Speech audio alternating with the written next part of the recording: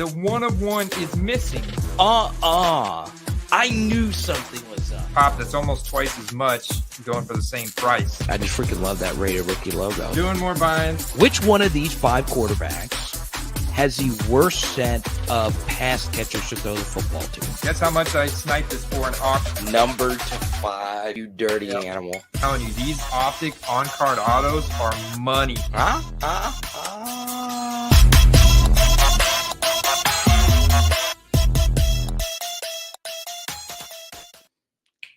Let's go! Football cards collecting and investing. What we want you to do at the beginning of today's show, in the comment section, or if you're watching this on a live premiere, who is the one player you are buying more of during this cycle than anybody else?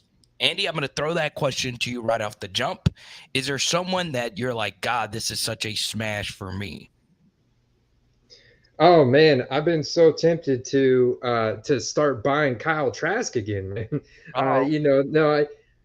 Right now with so much information coming in from all these different teams, I'm trying to take more of an approach of let's see what the market is going to give me. Let's open my search results by set or maybe just by gold prism, which is something that I was doing extensively earlier. And see what the market gives me, see what I can find that meet those criteria, because it may be a more obscure player, but right now is the perfect time to get in on those players and turn them into quick flips. Right. So obviously Andy is at Buccaneers practice right now, as you can see in the backdrop. But if you're listening to this on any podcast platform, let us know. Hit us up on social media, on YouTube, Instagram, Twitter, all that stuff, because that's what I want to talk about right now. Because it used to be just a month or so ago, prime buying season, you could still buy certain players, but it's also, Andy, a time to potentially sell because the hype for some of these guys is just getting out of control. Yeah, and we're in a very interesting time period as well. Hype is absolutely getting out of control when you talk about some guys that haven't even had success on the NFL field. Like you look at the chase for the Kansas City wide receivers. Like people are dead set on finding a breakout wide receiver that's not named Travis Kelce, that plays with Patrick Mahomes. And so you have guys like Rashee Rice and Justin Ross, who've got a lot of hype recently. Or you could look at a lot of different rookies, Carter, that hype has gotten out of control for right now when I look at their prices. So, for example, Anthony Richardson's rookie premier hollows, those rated rookie hollows that came out, those are now up to over $200. And there's still a question mark around whether or not he's going to start the season over Gardner Minshew. You can definitely see that same hype cooking up for CJ Stroud and Bryce Young, but they've got locked in starting jobs for their team. So, it's really interesting market right now. And then like I've also seen the auction volume, like we could talk about the graded card market. I want to talk about that because there's been some shifts now in the way those are being deployed to market and auctions and buy it nows. And then you have school starting for kids. So there's a lot of stuff going on right now that I think is applicable to the market and how it's affecting it. Yeah, I want you to hold on to that thought about the grading because I'm interested in what you have to say about that. But I do want to point out the rookie premier hollows have gone up since they were first kind of just out there. I saw this, before the show began, a Deuce Vaughn rookie premier hollow. We're talking about one of the most undersized running backs. Well, he goes to the Dallas Cowboys. He's had a few training camp highlights, and that is well over $35, which is a lot for a rookie running back. Those cards look really good. They do. They're very simple, but you got that rated rookie logo on it, Andy. So just overall, one thing I've taken away from this, Andy, is any pro uniform card that has a decent design and a decent logo, such as a rated rookie logo on it, people are going to love it. And right now they are loving that card in particular. Yeah, they're really loving that card in particular, Carter. The Bijan Robinson just sold for $120. This was 2 days ago. you're still finding some wildly different data between buy it now. Like, for example, here's an August 6th Jackson Smith the Jigba, $80 that sold in the buy it now on August 6th. But then you fast forward to a couple more recent listings. Here's a JSN that sold in an auction from a smaller seller in an auction that same day for $20, which is a total anomaly, which was an absolute steal that somebody got away with getting that card at $20 because, like you said, even the Deuce Vaughn will sell for $35 in a buy now.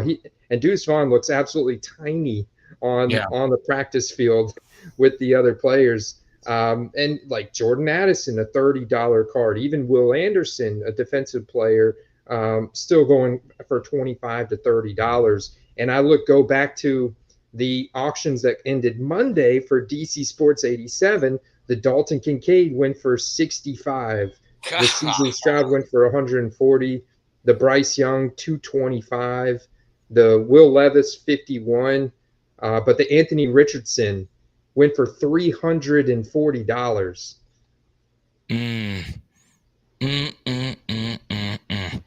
That's a lot. That is an absolute lot.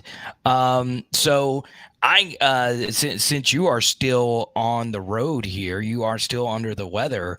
I'm going to try and share my screen here. Let me see if you can do it on your end, because I know it's probably hard for you to screen share. There you go. And you're looking at it right now. So just to let you guys know, if you're listening to this on podcast, get on over to the YouTube. As you can see, these are the cards that we are talking about. They are beautiful. Like, I really, really do like just the simple design. I love the fact that they're silvers. Type Y for yes, type in for no if you are loving these rookie premieres. And Andy, one guy that I wanted to talk about is Zay Flowers. Are you a Zay Flowers guy? Oh, big time. I've actually got one of those sitting in my mail that I haven't opened yet that I bought for 25.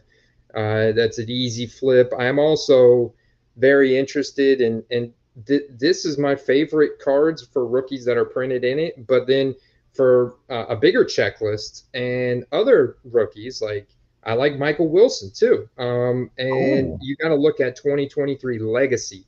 2023 Legacy is, I think, the second best set that's out right now that has chrome finished cards. Like, Score is cool because you get a ton of cards out of their boxes. You get 400 cards from one of their boxes. And, it's okay, but it's base paper cardstock. You're not getting the same chrome finish as you are from Legacy. And then Legacy also has some interesting pro uniform RPAs out. The futures that you can see are a nice RPA. They also have a couple other ones that have just really nice, like cracked ice designs, gold prism designs. With like big rookie text, and even sometimes, even if it has the college uniform on the front, there's still the pro logo on the back, and you can find these cards for Zay Flowers. I mean, they're still going to be $50 and up for an RPA out of that set. I mean, they're not cheap for sure. Let's talk some DTR real quick. He's a guy that Chad is bringing up in the chat right now. Obviously, that Hall of Fame game performance, DTR, I believe, was my play of the week a few weeks ago. I think this card right here, Andy, this first auto was going for like 20, 25. It's up to 45 here. It is interesting, just these preseason Hall of Fame game performances. The DTR hype is real, even though he has no chance of really playing at all this year. Man, but when you watch him play, you can tell that he's got a hunger inside of him. He's like really eager to be out there. He's also going the extra mile, putting in the extra effort each play to try and extend plays, to try and get additional yards. Whereas Kellen Mond takes a snap and it's very almost robotic. You don't see that same level of passion, and he's also people have been burned by him before. He popped off in the preseason last year and his card spiked. So it's like this time with DTR being a rookie, also with the rushing upside and the fact he does display this higher level of passion and apparent work ethic, Carter, that goes a long ways. That dog mentality, as some guys like to call it. Yeah. I was a big DTR fan in college, multiple years of starters experience, played for an NFL coach and Chip Kelly. But yeah, it's very interesting seeing what he's been able to do. Now, let's go to some of the questions here, Andy. Once again, we're live every Tuesday, 1:30 Central. You can listen to this. We try and make it as listenable, even if you're not live. But let's go to Andrew Perry here, Perry Collectibles, one of our sharpest viewers. Do you think these rookie premier cards will hold value long term when other products come out? Andy, your prediction on that? I 100% I believe in this, and it's because they are vetted by prominent hobbyist card dealers that got invited to that rookie premiere event in LA, so they know how precious these are. And I think that's why you see there's hardly any listed on eBay, because a lot of these people that went to the event are not selling these right now. They're holding them because probably either they want to collect them, or B, they think they're going to be a lot more valuable down the road. I think they're going to do great long term. You've got pro uniform, you've got rated rookie logo, you've got a silver prism or optic hollow finish on it, and it's been vetted by these prominent hobbyists and card shop owners that went to this event. Yeah, I am a big fan of anything refractor, especially if it is just a silver refractor, hollow refractor, whatever you want to call it. I love it. I do like the rookie premier cards. Also, it's going to be interesting now that these cards are out. One thing I think you'll cover, Andy, on your more personal videos. How will the Bowman U first cards compare to the rookie premier cards? And I think that price disparity, if there is one, is going to be very interesting as well moving forward. Yeah, there's definitely going to be a price disparity there. It's not, Bowman U first is somewhere between Leaf and the Panini Pro Uniform products. You could probably put it around the same as a Draft Picks product. So we just had Select Draft Picks come out that is pretty popular. I think when you look at Select Draft Picks and you look at Bowman University first, you kind of have a common denominator in the cards you want to target. You want to target the popular case hits, short print parallels, serial numbered cards, and rookie autos. And like for example, if you look at a Bowman University first lava refractor that is also autoed and numbered out of 49 or 99 or whatever it is, that card is going to do pretty much just as well as a similar Draft Picks auto card with a similar scarcity out of Select or out of Prism Draft Picks that comes out at the end of August. It's not going to do as well as a Pro Uniform card. It's not going to do as well as a Legacy Pro Uniform card that has the same scarcity to it, but it's still going to sell. People are going to buy it. It's going to have good long-term value. It's just, you got to comp it at probably somewhere, Carter, between around 50% of what the comps are for a Pro Uniform card. Yeah. Let's get to a few more questions here. Let's go to Family Burliner. Early season Panini Instant cards are legit too. Pro Unis logos, rookie card shield, not huge dollars, but there's money to be made. Well, and a Panini Instant, those are very viable when there's not many cards. Isaiah Pacheco was a prime example of this last year. I mean, his Panini Instant cards spike up to $50 to $100 whenever he broke out, because there were no cards of him. Like, I was looking at just some 2024 quarterback rankings earlier today, and look at a guy like Joe Milton from Tennessee. There's nothing out for me to get of him. So if Panini were to print a licensed card, even if it is like a print on demand, so that's what these instants are. They're print on demand, but they only sell them for a little finite window. And based on how many they sold, that's the print run that's typed on the back. And they print that many, so it could be 500, it could be 900. Depends on how popular that player is at the time that they print the card, and how many sales they make. And it depends on how many they print. And so, those are very viable. They do get lost in the shuffle because they are just a paper cardstock card. And if they go back and then print that rookie player and contenders and national treasures and select and all this stuff by the end of the year, or like I say, end of the year, like a whole year, because they're just now coming out with 2022 national treasures and flawless. So it's going to be a while before all their cards come out. But eventually, after they're heading into their second season and all their cards are out, those definitely get lost in the shuffle of some of those other premium chrome finished cards and rare cards that are super popular.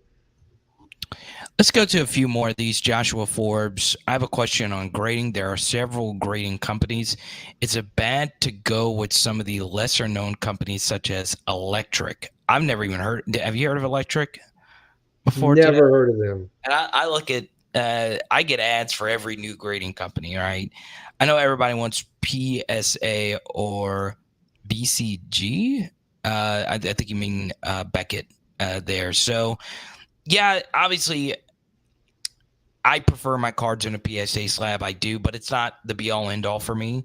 I like SGC.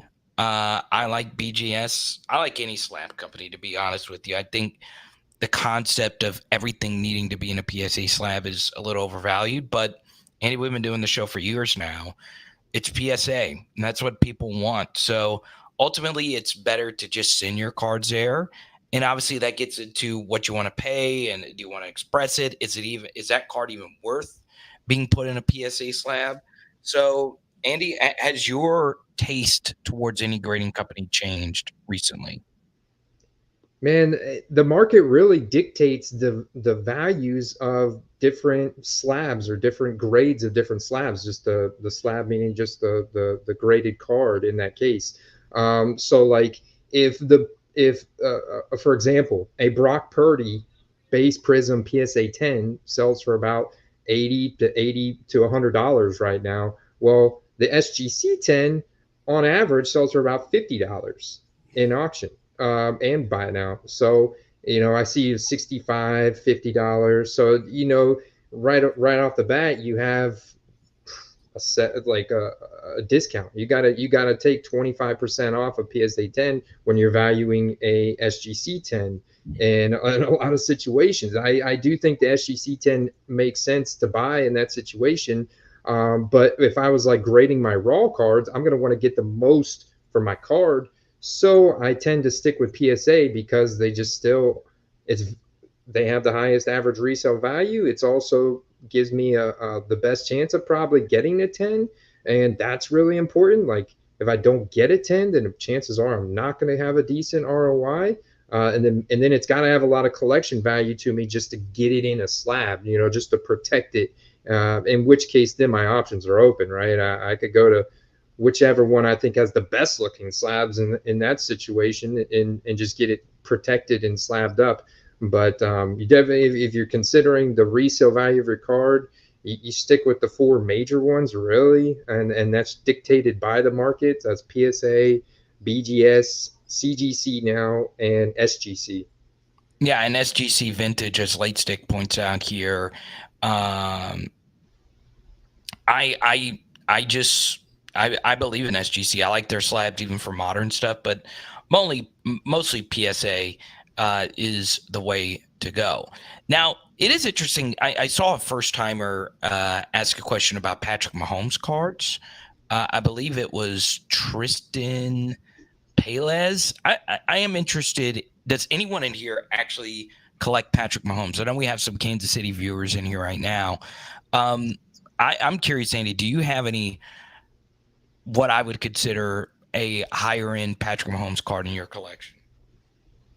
No, I think Patrick Mahomes is such an interesting player to study in the card market because for the most part, his cards have hit a ceiling.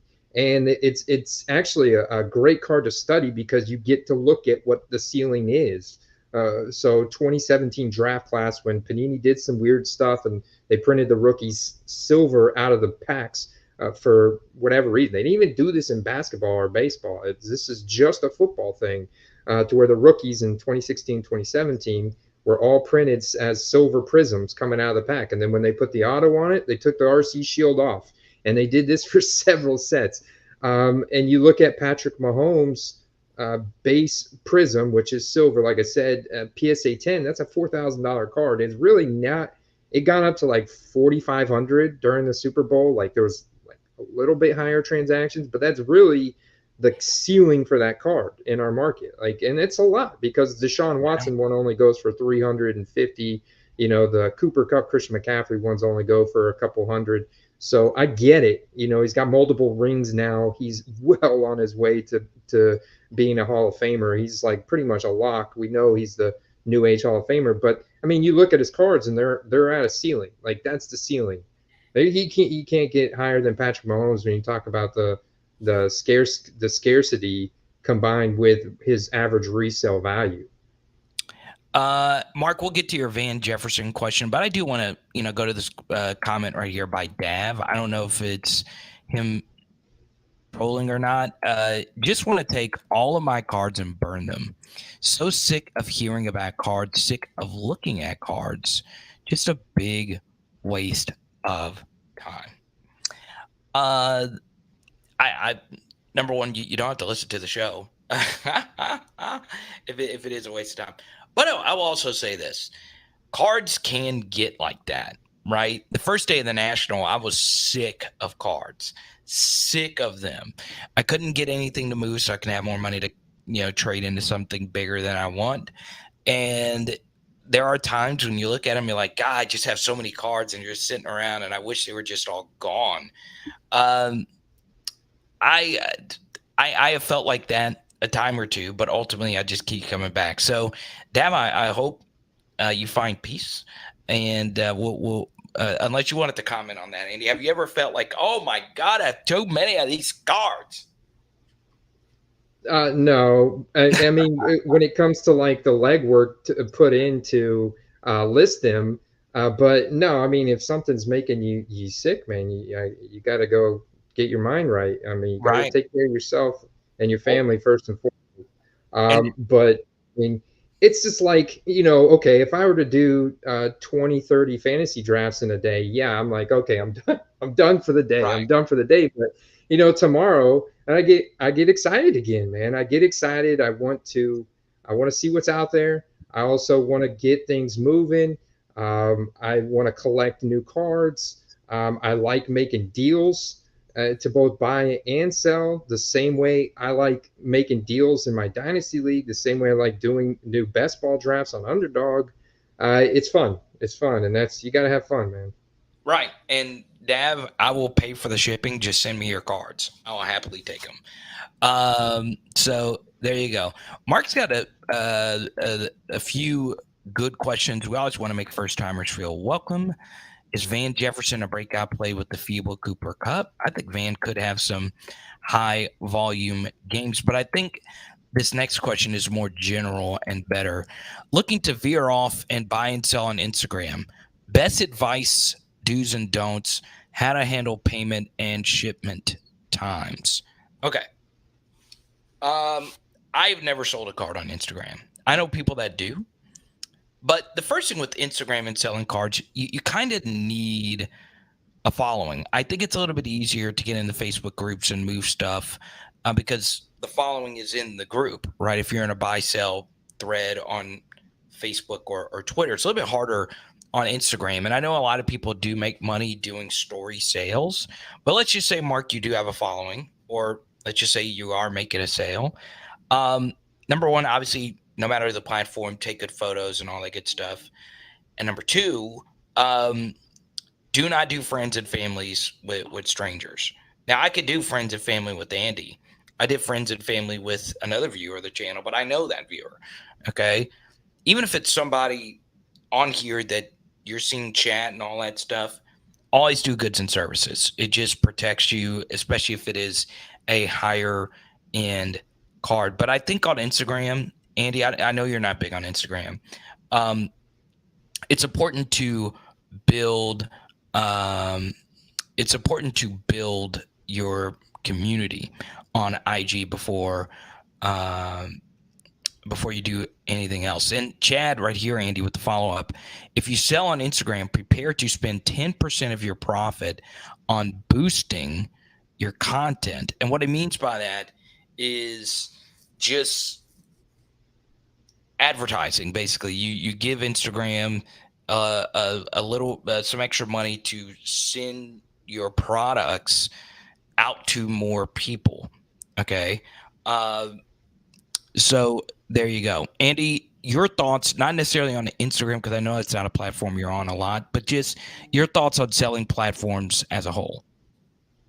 Hey, I will tell you this, Carter. They clearly reward activity, daily activity. And the same thing is true with eBay. And this is a very interesting comment from Chad, because most guys do promote their listings on eBay. And I've seen quantitative data. You can actually go into your eBay insights and they'll show you the impressions, the click-through rates, how many eyeballs your listings were exposed to. And so just like Instagram, they reward the guys that are promoting, of course, and you pay extra for that, but they're rewarding guys just generally that post regularly. And if you start building up this regular posting system, so even myself, I've been a lot more active on Instagram. And yeah, and I've had a guy that's reached out to me now that wants to buy some of my cards that I'm posting. And so I would just tell you the same thing, just post a card every day and just build that network and communication pathway with yourself and everybody else that's out there. If you want to do like a small promotion, then you do that. But I would say just post regularly, and talk and engage with people, and it'll slowly grow, and they're going to put you out in the algorithm more and more, to where you get more people now reaching back out to you. And then you got to have a some type of vouch post, whether it's vouch for me, am I legit, to where people can openly comment and say, yes, I've done a deal with you, and you can build this reputation. And then goods and services is a must. Even still at that point, you still want to do goods and services outside of eBay and whatever, like Comsy, if you're using Comsy, because you got to have that buyer's protection. That buyer's protection is critical, because unfortunately there are some people out there that will go to the extent of befriending you for weeks on end, only to eventually scam you for friends and family deals. So that's like a red flag, and unfortunately it's a big industry and market, so that stuff does happen. So buyer's protection is really important on these social media platforms outside of eBay. Yeah. If anyone knows anybody at Whatnot, obviously I would love to get on that platform. I've never looked at it, but I feel like we could sell a lot of football card quest stuff on there. We saw a lot of Whatnot stuff just in general. But Mark follows up here. So what do you guys use as your second to eBay then? Facebook, I'm already on Whatnot and Mercari. Facebook, yeah, you can make some sales in Facebook groups, especially if you get into a card group that is specific to a certain area. So I'm in some Louisiana card groups, and it is easy to sell LSU cards in a Louisiana card group, right? But ultimately, I do most of my sales on eBay and just in person. I would put it like this. I would go back and listen to our last week's show at the National, because we had some rude awakenings of what cards actually move at shows and which cards move better at on eBay. And you will learn a lot about what we experience going to the biggest card show on the planet. But Andy, I am still a big eBay guy. Yeah, it makes sense. It makes sense because you get the most amount of eyeballs. It's what the platform's designed for. I like to look at the DC Sports 87 auctions now on that end on Monday night. Like if I've got a serious card, like I might send this Zay Flowers rookie premier holo to them when he breaks out here at the beginning of the season. Like I'm gonna wait till, because this guy's the real deal. I'm gonna wait till like week one ended, opening weekend. I wouldn't be surprised if that on DC Sports 87, with how much they are pumped out there in the algorithm, that card goes for like $150 or something crazy. So it'll be interesting to run some experiments like that because, man, you get so many eyeballs on eBay, and that's the important thing. The more people you can reach, they're going to the percentage is going to reach back out to you, whatever the conversion rate is. If it's if it was 5% or 10% of people that actually click on a certain card or look at a certain card want to buy it, then that's just going to be expanded with the reach of eBay. Yeah, Hector, I'm interested in this. I hashtag my card with player name so it gets wider player fan audience. Is that on what platform? Is that on Instagram or eBay or Facebook? I normally do it on all of them. I'll put a hashtag player name in pretty much every single one of them. Let's go to Bush Leaguers 75. He said he has been selling on eBay for 16 years for a living. And he says he refuses to do promoted listings. I've never done a promoted listing. I'm of the belief of if the card is liquid enough and desirable enough, people will go out and find it. And people will have the safe search. And if you list it correctly and you take more than 2 seconds to properly list a description, it'll get out there. Okay. And I understand. I want to be fully clear here. I get no money from eBay to say that I like them. But it is a lot easier when you have a liquid card and you just need to move it to 99 cents and let it ride on a Sunday night at 7 p.m. or 8 p.m. That's always worked well for me. Yes, I get more with a buy it now? Sure, yeah. I've made sales of buy it nows. But Andy, if you have a liquid card, yes, it is true you're not going to get the absolute most, but you could, right? Because the algorithm picks up, you get more watchers if you 99 cent and let it ride. And I still think that's a viable strategy. Do you agree or disagree with that? Agree, man. It's exciting to see we got some serious eBay OGs in the house too, man. Hector's been on eBay since '98. Bush Leaguer 16 years. I know Chad is money on eBay. So no, it's great to have you guys on the quest with us, and I totally agree with that, Carter. And it's it's super interesting because there's a difference between a liquid card and let's just use for example, let's say a Drew Brees game worn patch that's serial numbered out of 25. There's a difference between that kind of liquid, something that's very finite, very rare, and then like if you're flipping Jamar Chase and say you have an optic hollow Jamar Chase, which is one of 4,000 different rookie cards. Yeah, it sells, but that's when 2% promotion will help your card stand out $5 over comps in the sea of 4,000 different Jamar Chase cards. It's still liquid, but it's liquid at a much lower resale value, and it's one of many cards that he has. So there's a big difference in liquidity when it comes to cards. Let's go to Tuckleberry Finn. I love that name, Tuckleberry Finn. I was in a Huckleberry Finn play when I was little. What is it? Do you see Tuckleberry Finn? Carter, what would you classify as a liquid card?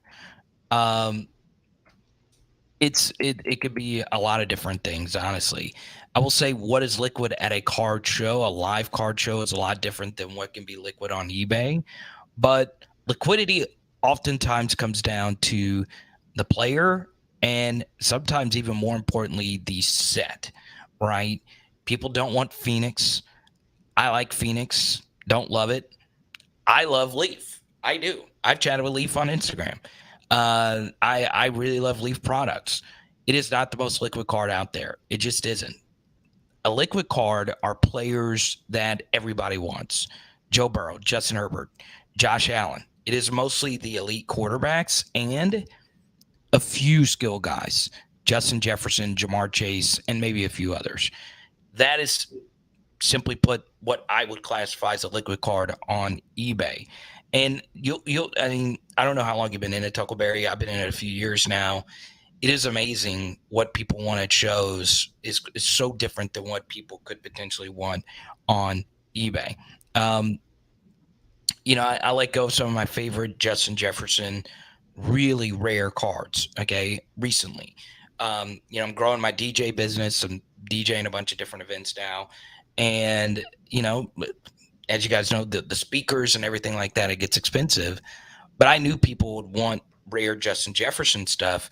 So I'd send it on eBay and it's worked out. But that Justin Jefferson card, Andy saw me. I had some with me in Chicago. There wasn't a lot of people that wanted those, right? But I did see a 16-year-old kid sell a Justin Jefferson $6,000 card right in front of me. I still talk to this kid on Instagram. Very sharp guy. And that's because it was a National Treasures on card auto with a patch and it was numbered. That is a liquid card at a show. So hopefully that cleared things up for you, Tuckleberry. But the truth is, you personally, whoever you are watching this right now, you might like Phoenix. You might like some of these other brands or sets. But Optic, Prism, Select to a certain extent, that's what moves National Treasures, all that stuff. That's what really moves people at shows and on eBay. It does, and it's like there could be a Leaf Devonta Smith card out there. People aren't going to let a Leaf Auto Devonta Smith rookie that's, let's say, numbered out of 10, because a lot of their cards have very low serial numbers. They're not going to let that go for $10, $15. It may go for $25 to $35, but there's still going to be bids on that card in an auction. They're not going to let it go too far under market value. But his Pro Uniform rookie ticket auto, also very liquid, well, that card's going to go for 100 to 150. And then if you go and you look at so like you talk about the National Treasures Justin Jefferson, but if I was so that's Devonta Smith and Justin Jefferson, Jamar Chase, those guys. But if I was to say speculate on Michael Wilson, who's an upcoming wide receiver right now, I'm not even going to look at his Leaf cards, because it's just got to be incredibly cheap, incredibly rare to really make it viable, because I'm speculating already on him so much that he's basically free in all formats. I can get one of his recent brand new like Pro Uniform rookie patch auto card that's pretty rare for like $25-$30. You know what I'm saying? So it's a totally different target depending on the player. Let's go to Rick Dickow. I like that name, Rick Dickow. Liquidity. How about low price cards less than $5? Yes, there are some of those. If you find them in a box, or if you do the dollar box sale, the likelihood of that is relatively low. But if you do find, like for instance, last summer I kicked myself. There was a bunch of Zay Jones rookie ticket autos going for 99 cents on eBay. That should have been an obvious buy. I should have just bought them. But I was like, I don't want it. It's Zay Jones.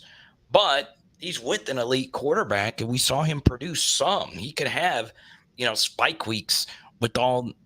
Trevor's a really good quarterback. But yes, you can find liquid cards of players that could have a spike week, but the likelihood of finding like the elite Justin Jefferson, Joe Burrow, a Prism for like $5 is very, very little. But Andy, you are the king of the quick flip and finding cards on the cheap. Do you agree with low price cards being liquid? They're liquid, but you put in a lot of legwork for a small amount of return. You could pick up a bunch of these. They could even be second, third year cards. The more elite a player is, the more GOAT status they are, the more likely I am to buy a $1 silver Prism. Let's say, Aaron Rodgers is a prime example right now that you could find in a dollar box, potentially a veteran card that you could flip for a couple dollars. Somebody's going to buy that from you for $5. You dress it up, put it on eBay, And this could be said with a lot of current elite players, not just rookie, but veterans too. And yeah, but it's a lot of legwork to buy all those cards for $1 and then list them individually for $3 to $5 when you could make one $30 to $50 purchase and turn around and flip that for $100 to $150. Let's go to Chad, man. Man, dude, the Bengals tiger stripe, white stripe jerseys. Man, I go to sleep with nightmares. Not having that Jamar Chase field level zebra print card. You know exactly what I'm talking about, Andy. It's so beautiful. Let's go to late stick.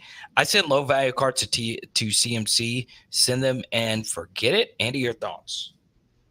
Heck yeah, man. I think that's the way to go. Send them some type of consignment or like Comsy. Love them because they are basically a big vault and consignment. And they give you the ability to electronically buy and then turn around and flip that card immediately. And they have that integration with eBay. So they're getting all the eyeballs as well. They've been around forever. I like that because I can send them a whole box of cards, and it's much quicker for me to just log a card in a quick sheet, like a Excel sheet, Google sheet for ComC, and send them all to them versus having to take a picture. Those descriptors on eBay, going through each one of those, if you don't get a good sold listing right, take a long time.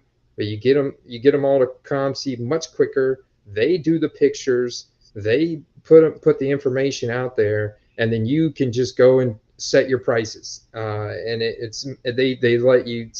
They have their inventory manager is much easier to use. So if you got a bunch of cards like this, it makes perfect sense, man.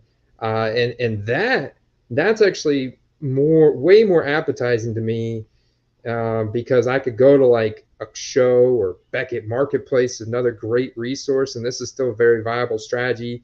You buy more base cards, rookies, elite players, veteran cards at bulk, turn around and put them on a platform like COMC, and now all of a sudden you can, if it's a card that's not in the COMC supply or the eBay supply, but it's in this other marketplace, whether it's a show or Beckett Marketplace or whatever, then you can move those into this new ecosystem, kind of control that supply and make a nice profit that way. Hector, I swear I didn't see Hector's comment, but I actually Googled to see if this was still up. Starstock, RIP. Man, Starstock was good to me, man.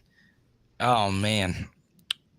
You could go on there today and somebody will bought something. It's still a website, but the thing is they get like, 10 clicks a day now, 10 people like going to the website compared to the millions going to eBay, these hundreds of thousands that are going to eBay today. And that's the big difference, man. And they never evolved with the market. They never wanted to take actual scans of their cards and integrate. We gotta integrate with whoever's getting the eyeballs. And they had a good run because they got a lot of hobby backing in the beginning, and then they didn't evolve and they fizzled out, man. Let's go to Luis Ramos. I believe this is the first time I've ever seen Luis comment on one of our streams. Have you ever seen Luis before on your show? Any of your shows, Andy? I can't say that I have. Yeah. Welcome, Looks like he's working out in the picture, man. I'm liking it. There you go. Got to get that pump, man. eBay has no sales tax in their vault until the end of the year. And Hector follows up here. eBay Vault sounds good for high value slabs. They're waiving seller fees till the end of the year.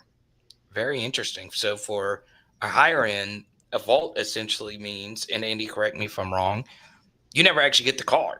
They just get it sent to the eBay vault, and they handle everything. Yeah, legit. Their secured facility. I'm hoping that they maintain legitimate security. I'm sure they do. They have to, for insurance reasons and stuff. But that's exactly what it is. I mean, it's a secure warehouse that's, supposed to be climate controlled, supposed to be very finely cataloged.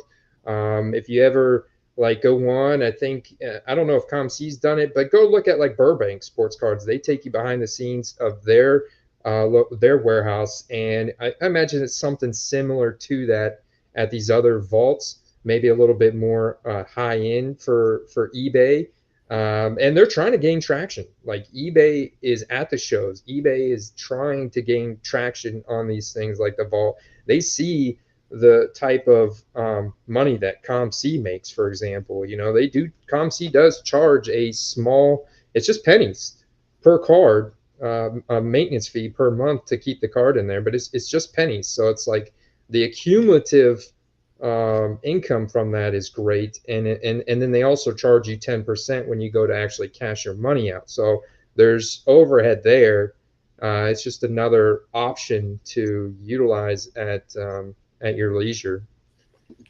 Let's go to Perry. He said he bought a card for $850 and sold it for $1,300 a few weeks later. Good job, Perry.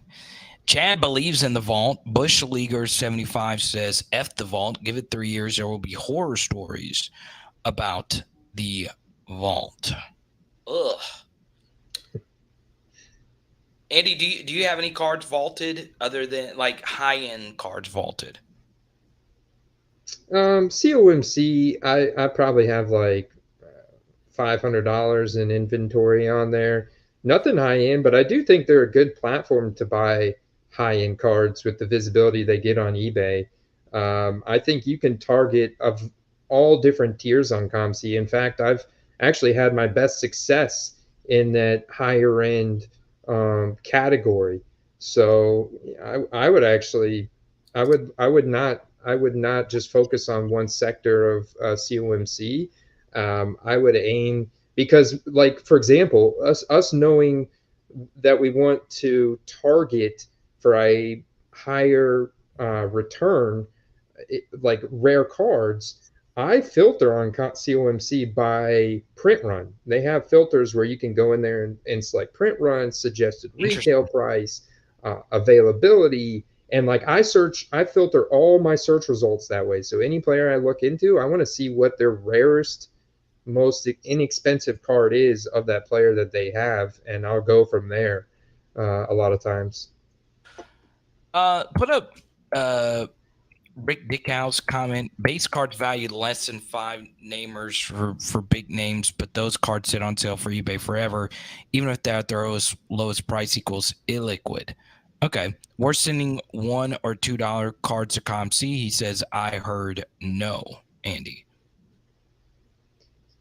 It just depends. Like, I use a primary example. 2006 Bowman Chrome Drew Brees. This is a first-year Saints uniform cards, veteran card. His rookie year was 2001. You could buy those cards out of dollar bins all day long and then go and sell them for $5 to $6 on Comsy. So if you do that in like quantities of 10 to 12, that's where it's like, yeah, why not? But I wouldn't recommend going to get like a 2021 base prism Dak Prescott. Like, he's a decent player, quarterback, big market team, everything, but it's a veteran card, it's a base card. I wouldn't waste your time buying those for $1, trying to sell those for $2 to $3, because he's got plenty of rookie cards out there. He's got plenty of second year cards out there, and really rare cards you can get that it's just, I don't ever see those generating enough demand for it to be worth your time. And that could be said for a lot of second, third year players that have just had rookie product in 2020. So in that situation, all those cards are just commons that you rip out of your score blasters, your legacies, whatever, chronicles, and you just sell them in bulk, man, if you can, or just give them away. Include them with eBay listings that you sell. Put some in there, give them to the kids. Let them. Those are just cards like donate. Right. We'll get to no, Rick. We're getting to the bottom of it. Like, if you have a base card less than $5, it's just hard to sell if it's just somebody that's like not some like Clyde Edwards-Helaire or someone like that. Like, obviously I like to buy Clyde Edwards-Helaire because I'm an LSU fan, but most people are just kind of out on that. So it just depends. Like if it's a bunch of like base scorecards, unless they're rookies or rare, it's just hard to move. Just that type of stuff because it just doesn't, it just doesn't get anything. Now, if you were to go on, Andy. And go to Comsy. I mean, if they've got 20 of those cards, and they'll give you the sales volume, like right on there in any card. They'll Right. show you how many sold in the last quarter, how many's currently listed on there. If there's 20 listed on there and they've only had 10 sales in the past quarter, is not a card that's probably going to be worth your time submitting to them. And then knowing what you know about rookie versus veteran and the players, just like you go to TCDB, trading card database, and you find Right. out that this player's got like 5,000 different cards from 2020. Then you're like, okay, I'm really going to have to go and make sure that this is a rare card before like actually making it worthwhile to send into COMC to pay their vault fee, to pay their overhead to sell the card versus just put in a donate pile. It's crazy. He says donate the cards you paid $150 a hobby box for. Hope my clean. Oh, okay. Well, actually, I think the cards, I've already given a good bit of those out. I found some kids in the airport, and I gave those out, and the neighborhood kids have most of those cards that you ripped, and I think that's what he's referencing here. Let's get to a few others here, Rick. We really appreciate you. Let's go to Family Burliner. Is it cool to haggle price at card shops? Can't be cutthroat, but if you operate in good faith, do you think it's copacetic? Oh, you're using the big words here. Andy, your thoughts on negotiating at card shops? Yes, it's a must. It's a must, and I think a lot of them expect it. It's pretty much one of those things that if I put myself in their shoes, I would expect it from any decent negotiator. I would expect them to make me an offer, understanding that I set the prices in the shop. So it's like everything is negotiable, and you never know what type of buying mood that shop owner is in that day. So you got to make an offer, and the worst case scenario is they just say no. I mean, if they get upset, it's like, well, okay, then it is what it is, and you either you have to buy at face value or leave. And so I think you always make an offer once you get to know the seller, and yeah, you gotta make an offer. You gotta make an offer, because a lot of times they're just gonna say, yeah, okay, if you make them a good offer, give you a little discount. Yeah, so this box right here, Rick, is just a bunch of commons, right? So I understand if I took the time to list it and I 99 cent it and let it ride, it might just be 99 cents. Okay. And guess what? I got to package it, so the envelope costs something, and the shipping and all of it. It's not worth the haggle. So guess what? I give the cards out. I have a bunch of kids in my neighborhood. Every time they come over to throw the football, I give them a stack for the most part. So yeah, kids, they don't know the value of any of the cards. Just give them to them, and I guarantee it'll make you feel better. It's better for you than it is for them in essence. But also, Bush League makes a good point. You have to be willing to put the work in, right? I've been listing more on eBay and doing more 99 cent auctions, and I have seen an uptick just in views on cards. Platforms like it when you post on them. I do not post a whole lot on Instagram. I started a card Instagram. It kept locking me out. But if I posted more and I was more consistent and I had a card Instagram, that would push more of my story sales. So honestly, Andy, it's kind of like, you and I are both YouTubers. We got to keep posting on these things, right? You got to keep going because that's what they want you to do. So 100%. Honestly, it's something I'm doing every day. I'm posting some card related, whether it's a card or whether it's I go back and forth between strategy and an actual card that I have. But yeah, I've had guys reaching out to me on there now wanting to pay twice as much for cards that I picked up that I bought them for. You never know what somebody else values a card at for their collection. So yeah, it's you just got to keep going, and I think eBay is the same way, Carter. I think if you could just list 3 cards a day, or heck, even 1 card a day, you're in such a better spot in their listing system than if you posted like 10 one day a week or 10, 20 every other day a week. So it's that is a habit that 100% will be advantageous. Hector, I'm interested in what you're saying here. Like what Fanatics is trying to do with LCS rules, shops need to be better. Let me know what you mean by that. We actually talked to a shop owner, me, Late Stick, and Andy did from Rhode Island, which was very, very interesting. So that's super cool stuff. Now we do need to move on to hobby tip of the week. Andy, I'll start. It's pretty simple. Stay organized. I am not organized. I mix my Jamar Chase with my Justin Jefferson, with my Joe Burrow cards. If I pack up, go to a show, set up at a show, I just throw everything in. And then I was like, okay, I'll reorganize it later.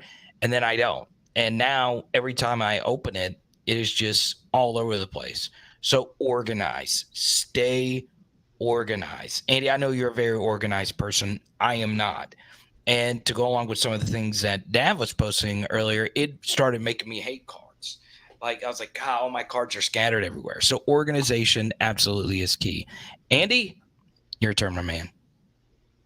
Yeah, understanding how much exposure you have to certain players is big, because if you don't realize that you've got 20 Lamar Jackson cards and you thought you only had 5, I mean, you could miss out on a ton of profit, and just like optimization of your collection. There's no sense to have that much exposure unless that's a small number to you.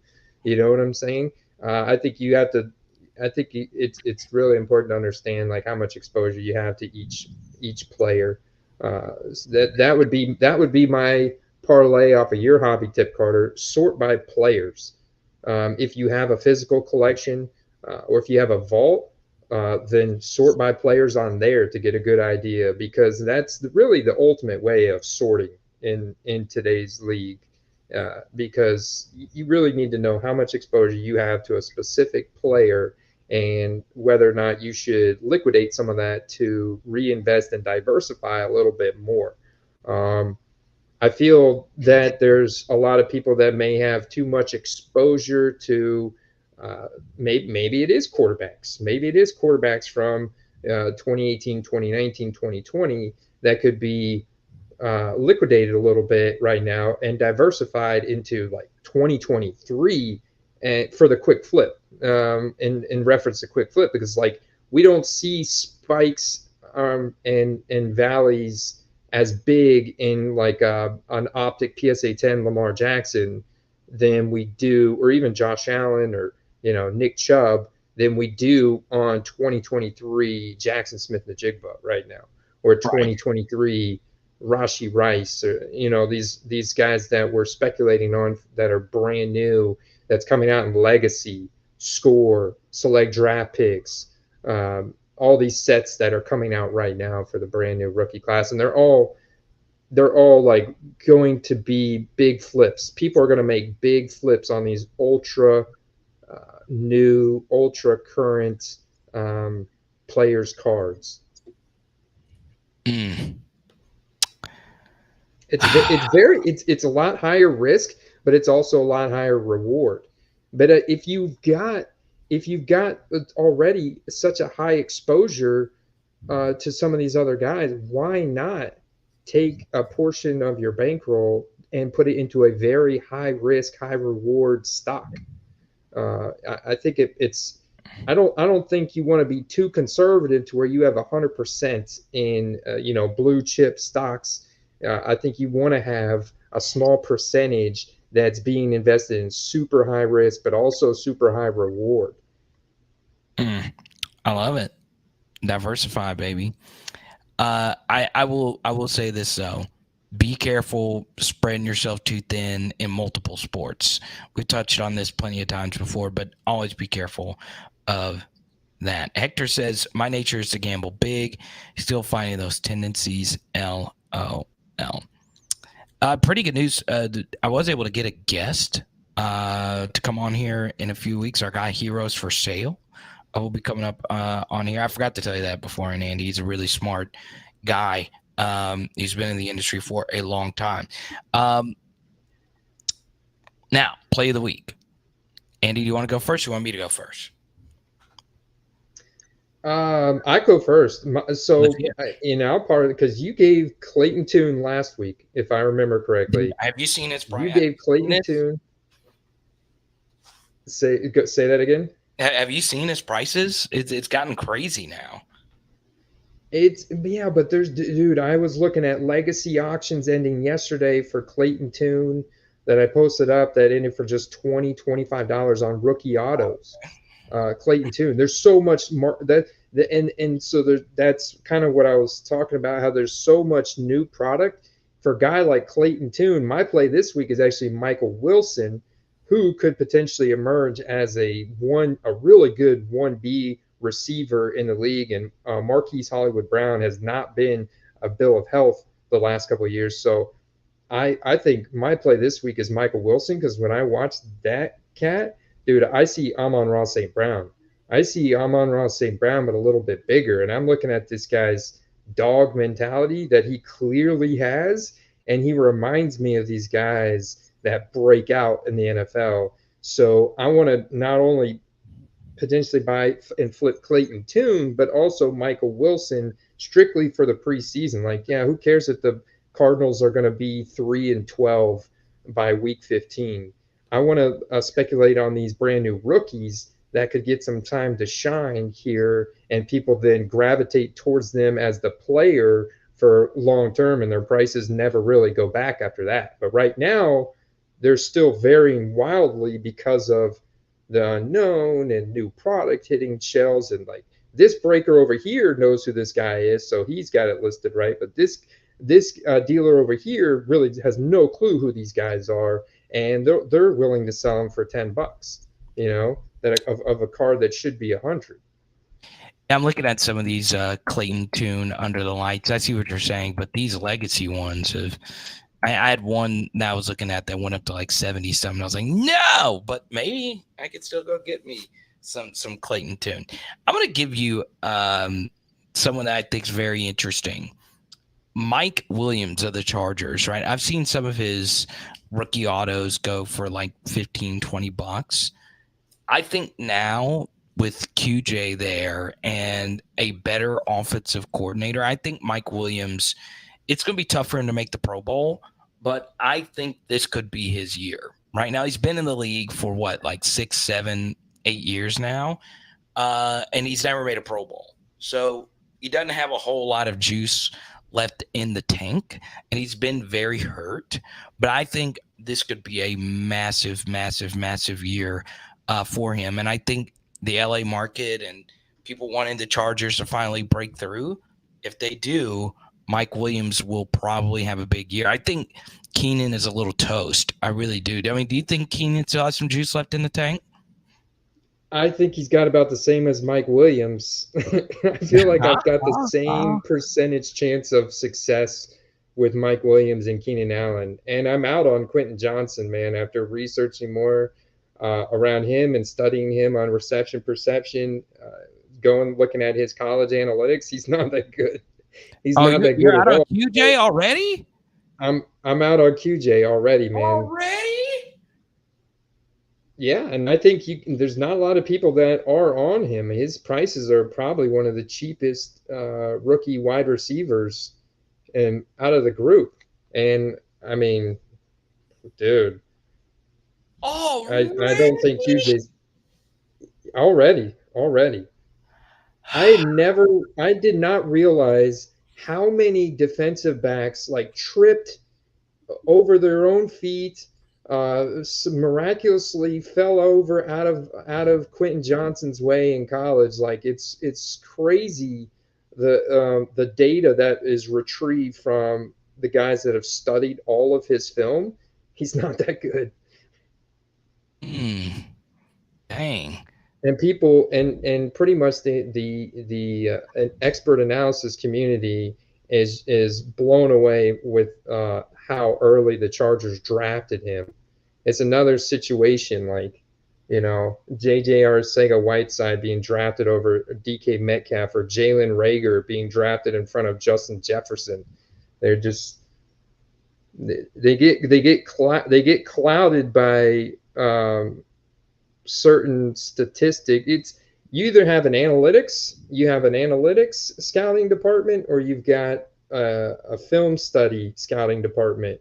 And some teams, I think, they just totally forget about one or the other. Like they just look at the analytics and forget about the film, or they just look at the film, forget about the analytics, and they end up making some bonehead decisions. I can't believe you're already out on QJ. He is in the perfect. That's pretty bad, right? He hasn't started the rookie season yet. Look, he is in the perfect situation, right? With a quarterback who fits his skill set, right? I do agree his hands were inconsistent at TCU, and I don't think he is, like, you look at him and you think he's like a jump ball receiver. It's not his best trait, right? But I just think athletically he is going to succeed. I do, right? I still think Jackson Smith and Jigba is special. I do. Now it's going to be hard being the number 3 guy in that offense, but I think he is going to be so unquestionably good in the slot that he is just going to cook. Now, I don't know if Mr. T is still in here, our resident Seahawk expert, but I think JSN is Himothy. Gino, I love JSN, and I think for Seattle, for me, it all goes back to Gino with how rare his rookie cards are and how the defense got better. The offense is better. This is not the run-heavy Pete Carroll, like Russell Wilson offense. That Gino is going to light it up this year, Carter, with probably the best 3 wide receivers in the league at this point. When you put all 3 of those guys together, I mean, Tyler Lockett still looks really good too. It's going to be nuts how many passing touchdowns Geno Smith has this year. And I think he could be put. I mean, I wouldn't be opposed to betting for him for MVP. If it wasn't for Jalen Hurts, I think Jalen Hurts is my number 1 MVP play this year. Geno Smith is probably my second. Oh, like odds, not like you expect this guy to win, because it should be Patrick Mahomes every year. Yeah, but he won it last year, so the odds of him winning it again this year, with how the judges are Joe Buck and all the Boomer Esiason, like all the sports analysts and broadcasters, they're gonna. I think it's likely with the strength of schedule. So this is what's interesting, Carter. The Eagles play the Chiefs in Week 11 on Monday Night Football. And that could be the defining matchup of the season to say, hey, it's Mahomes again or it's Hurts this year. I think those are the 2 front runners for MVP, if you ask me. I mean, obviously Joe Burrow. I don't want any slide against Joe Burrow, and he's only a little calf strain. He'll be back in a couple of weeks. It's like, can't forget about this guy. But I think me, just like, my vibes are that it's Jalen Hurts, but I like Geno Smith in that category because I think Geno Smith is after, if he plays like he did last year, they only got better. So it could be even better for him this year. Yeah, we see a few Sky Moore chats in there.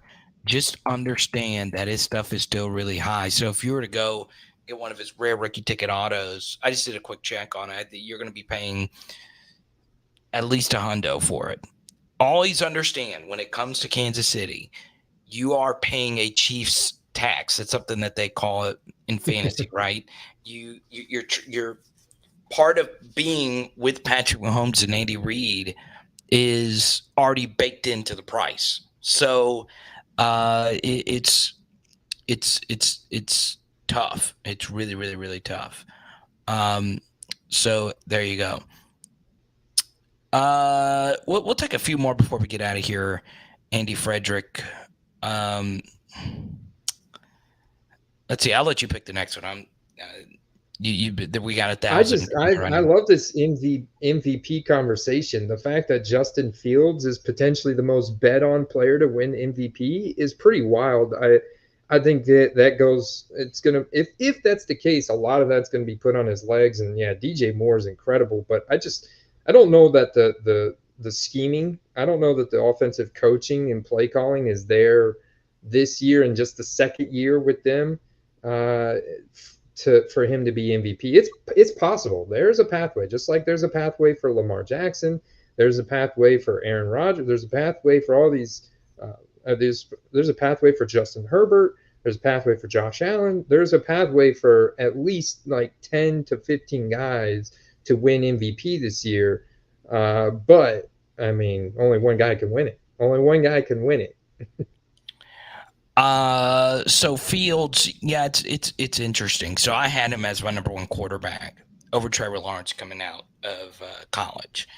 And, with Chicago, obviously Trevor's better right now. But with Chicago, the good thing about Fields is he there's just so much potential. Chicago's never had an elite quarterback. Never. Like, they had Jim McMahon, and I get it, but he wasn't the biggest star on that team. It was Fridge, right, and Mike Ditka. So if Fields goes off in that market, watch the frick out. Is Caleb Williams really the next Mahomes? He looks like a faster version of Patrick Mahomes. I think that's what everybody that obviously would be a best case scenario comp for him. I haven't studied enough of Caleb Williams' film to get a vibe on Patrick Mahomes. Can he do passes behind his back? Can he make sidearm throws 30 yards down the field while horizontal in the air? I don't know. I haven't studied him enough to know kind of like what his playing style is. He's really good. What about you, Carter? No, he's really good. In terms of talent, he is right there. The issue is he is not going to be drafted to Andy Reid and Travis Kelce. Okay, it's just not what's going to happen. And Tyreek Hill. Now, let's not forget about him. So yeah, if he goes to the Cardinals, I mean, who's he going to throw to, right? But yeah, it's Michael Wilson, baby. Michael Wilson. Hey, your guy. He's the real deal, man. So there you go. Now, we'll see you guys next Tuesday. Andy, what's on the docket this week for the Card Quest? Because I know you're getting better. Yeah, we're definitely getting better. I've got drafts I want to do. I've got a dynasty draft coming up this Sunday. I've got so many cards to get listed. So I got a listing video coming out, like cards to prioritize selling now. And I've got tidbits written down for every team in the NFL from training camp heading into preseason. So ultimately that, combined with the various tiers of their cards and what their prices are at and who's buying and selling the best, we've got a lot of work to do this week, guys, and I'm excited to get after it. Yeah, I like what Hector says. Raiders better lose all games. Could you imagine a division with Caleb Williams, Justin Herbert, and Patrick Mahomes in it? That would be absolutely insane. Andy needs to lick more cards to build them antibodies. There you go, Andy. That's what you got to do, man. So Bush Leaguer says we need to do a Quest Fantasy Football League. Man, that would be very competitive. We've done one. We've done one on Sleeper before. We've got a couple. We've got I do these bush leaguers. Hop in the Discord and message me in there. You get the Discord through Patreon, patreon.com/football cards. We've got 2 dynasty leagues going right now. They're mid buying. I think we do $50 per league per season. I do free leagues where I put up some of my own cards, and if you win that league, I give them away. We've got those drafts coming up. We also do a seasonal league, a 12-man league, and I think we're going to do one more startup dynasty. Well, I'm not in. I'm not in any of these. I'm not in any dynasty leagues at all. I'm in one. You're in the seasonal one. Which one? You're in the seasonal league. It's called Superflex Chrome seasonal league. I didn't even know I was in a league. I also have a rookie ticket auto bowl, and there's one more. Oh, the short print bowl. I got the short print bowl. So we've got multiple leagues. If you want in the Dynasty Startup League, that's for serious fantasy gamers that want to take it serious, because you're stuck with these players after you do this startup draft unless you cut or trade them. And so trading is the primary way of dealing players and getting new players. You got to trade, so you got to network in the league. You got to be active and be willing to trade potentially draft picks and or players for other draft picks and or players, and manage it like a real general manager. We're gonna do a startup one here in the next couple of weeks, Carter. All right. I don't know if I could do it. I'll do it because Derek and I own a dynasty league. So there you go. Hard Knocks is tonight. Family Burliner. There you go. So here's what I will say about Hard Knocks. Okay. Why would you watch Hard Knocks when you got exclusive coverage of us at the National? So I am linking Andy's vlog right here. So if you want to see the full vlog, if you've not watched it yet, I really do mean this. Andy almost died the first day I met him. Almost got ran over by a 300-pound guy. And it was the scariest thing I've ever seen in my life. So the link is right there if you want more Football Card Quest content. Andy's way more interesting than me, so I'm in it as well, though. I made a lot of deals. So there you go. Andy, anything that you want to get off your chest before we get out of here? I just activated my cable. I do YouTube TV. I just activated it for football season to watch the Hall of Fame game, because I don't have cable. There's no way for me to get local NBC, or I also get it for NFL Red Zone though too. So I just activated that. It's just it's an in-season expense, man, but it's back, baby. I'm so pumped up. Great show today, Carter. We really dug into some really interesting strategy content today that I hope everybody enjoyed out there. Look forward to getting back into the office by this time next week, man. I'm right there, brother. Here's the good news, Dan. You could see all the cards I picked up and potentially sold in that link right there if you want to watch more Card Quest content. All right. Next Tuesday, the show will be back. We'll see you then. Peace. Peace.